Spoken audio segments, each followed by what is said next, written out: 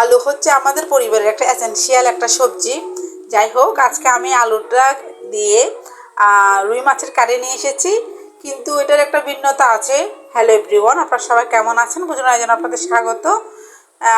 ফার্স্টে বলি রাখি, আলুটা ছিল সেদ্ধ করা, তারপর হচ্ছে আমি মাছটা ভেজে নিয়েছি। ভেজে নেওয়ার পর আমি পেঁয়াজ দিয়েছি, রসুন দিয়ে একটু ভালো করে ভাজা ভাজা করে নিয়ে আমি আদা বাটা দিয়েছি। আদা বাটাটা একটু কষায় নিয়ে আলু সেদ্ধ আলুটা দিয়ে এখন পরিমাণ মতো হলুদ মরিচ মশলা, অবশ্যই এই যে জিরের গুঁড়ো দিলাম, আপনারাও জিরের গুঁড়োটা দিবেন, কারণ এই যে গরম পড়ছে না, তখন এই যে জিরের গুঁড়ি দিয়ে যে হালকা ঝোলটা হয় সেটা খুবই ভালো লাগে।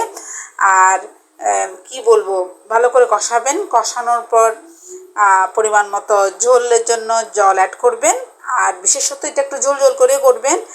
আর এটা একটা থিকনেস হবে, একটু তিকি হবে ঝোলগুলটাও, কারণ এটা যেহেতু সেদ্ধ আলু। আমরা যে আলুটা দিয়ে করি সেদ্ধ ছাড়া, সেটাতে কিন্তু এক স্বাদ পাওয়া যায়, কিন্তু সেদ্ধ করাতে স্বাদটা কিন্তু একটু আলাদা মাত্রা পায়।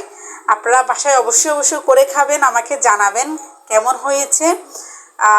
আমাদের বাসায় তো সবাই খুব পছন্দ করেছে রান্নাটা, ও খুবই টেস্টি হয়েছে বলছে। আপনারাও বাসায় করে খাবেন, আর অবশ্যই অবশ্যই আমাকে জানাবেন। আমার পাশে থাকবেন, ফলো করবেন, লাইক কমেন্ট শেয়ার সাবস্ক্রাইব করবেন।